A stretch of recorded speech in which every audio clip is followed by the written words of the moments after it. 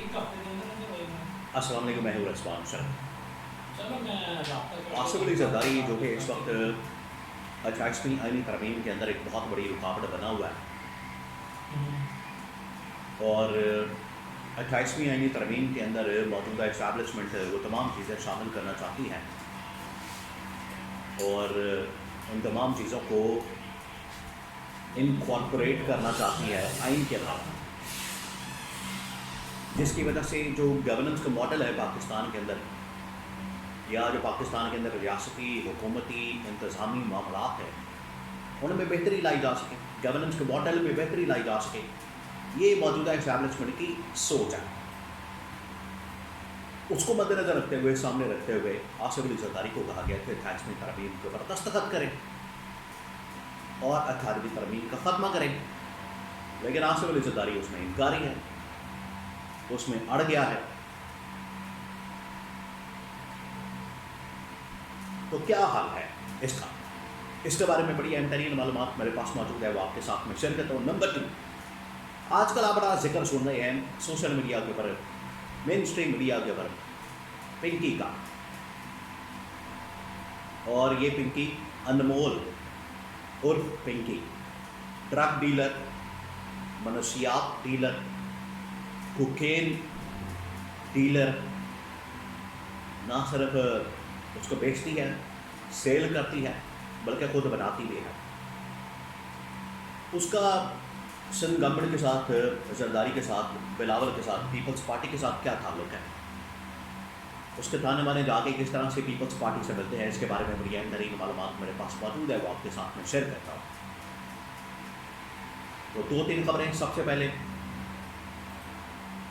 पिंकी की बात करते हैं, अनमोल की बात करते हैं, जो एक खातून ड्रग डीलर और कोकेन डीलर, जिनको कराची की एक अदालत के अंदर पेश किया गया। अब आप ज़रा मंजर देखें, ये है पाकिस्तान के अंदर दोहरा बयान, ये है पाकिस्तान के अंदर दो कौमी नज़रिया ये तंज़म डाला जा रहा है। असल में दो कौमी नज़रिया तो ये था कि जब सब कॉन्टिनेंट के अंदर, बरसगीर के अंदर हिंदू मुसलमान ब्रिटिश राज के नीचे रहते थे, तो मुसलमानों ने अपनी तहरीक का आगाज़ किया इस बुनियाद के ऊपर कि मुसलमान हिंदुस्तान या सब कॉन्टिनेंट के आज़ाद होने के बाद ब्रिटिश राज के कब्ज़े से हिंदुओं के साथ नहीं रह सकते और मुसलमानों को अलग वतन होना चाहिए, मुसलमान माइनॉरिटी बन के रह जाएंगे और हिंदू मेजॉरिटी में आ जाएंगे, वो इस्तेहसाल करेंगे मुसलमानों का हिंदू। ये दो कौमी नज़रिया।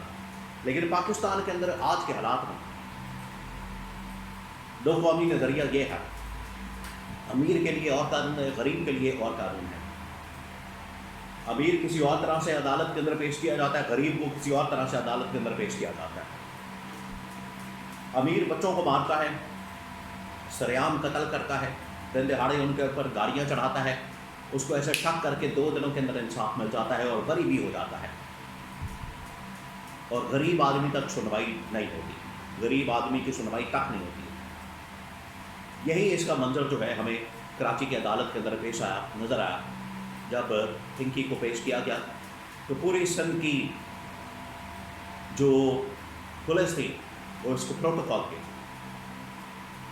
अब इसके ताने मैंने जाके मिल रही है सिंध गवर्नमेंट के साथ और सिंध गवर्नमेंट से भी पीपल्स पार्टी की गवर्नमेंट के साथ। सिंध गवर्नमेंट से इसके ताने माने का मिलना मतलब ये है कि पीपल्स पार्टी के साथ। और अभी जो इंकशाफात हुए हैं इसके टेलीफोन के अंदर, इसके फ़ोन के अंदर, इसके राब्तों के अंदर, बड़े बड़े सियासतदान, बड़े बड़े ब्यूरोक्रेट्स, उनके बच्चे, तमाम लोग इसके साथ ना सिर्फ लिंक बल्कि इसके साथ मिलकर कारोबार, दिहाड़ियाँ और इसको इस्तेमाल भी करते। तो ये एक जहाँ पर सिंध गवर्नमेंट के ऊपर, पीपल्स पार्टी के ऊपर एक बहुत बड़ा सवाल है, वहीं पर इसको लिंक किया जा रहा है इसके साथ, पीपल्स पार्टी के साथ, कि पीपल्स पार्टी क्योंकि मान नहीं रही, तो ये एक प्रेशर टैक्टिक के तौर पर इस्तेमाल किया जा रहा है पिंकी को।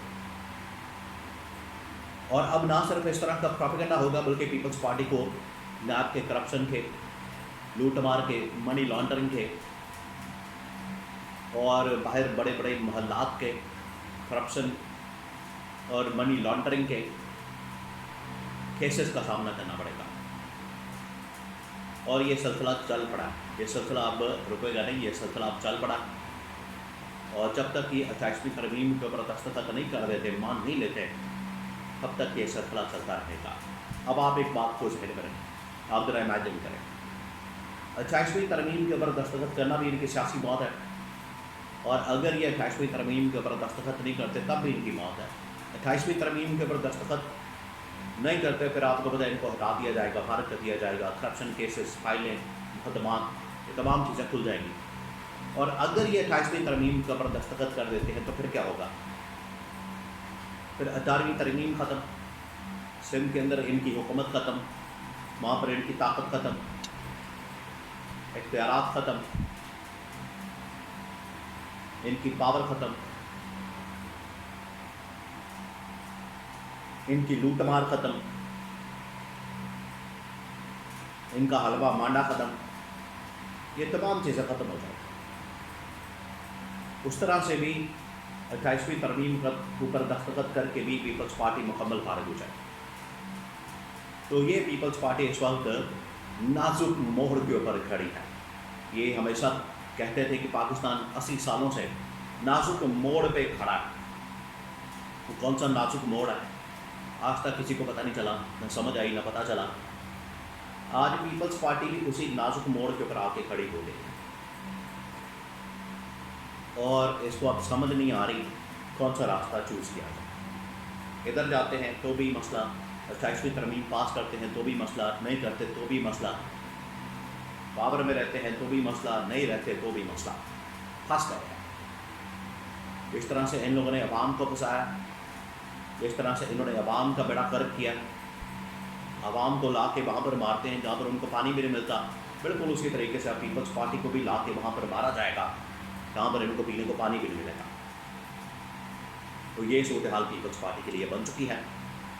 اور یہ اس طرح کا ایک کریکٹر ابھی سامنے آیا، پنکی، انمول عرف پنکی کا. ابھی اور اس طرح کی بہت ساری فلمیں چلنی ہیں، کرپشن کیسز، فائلیں، تمام چیزیں کھلنی ہیں. نیب نے متحرک ہونا ہے، نیب ایکٹیو ہوگا، اور انہیں الٹیمیٹلی سائن کرنا پڑے گا 28ویں ترمیم کے اوپر. اگر نہیں کرتے تو اسی طرح کی فلمیں، ٹریلر چلیں گے، اور یہ نازک موڑ، اور اب ان کو لگ پتہ جائے گا.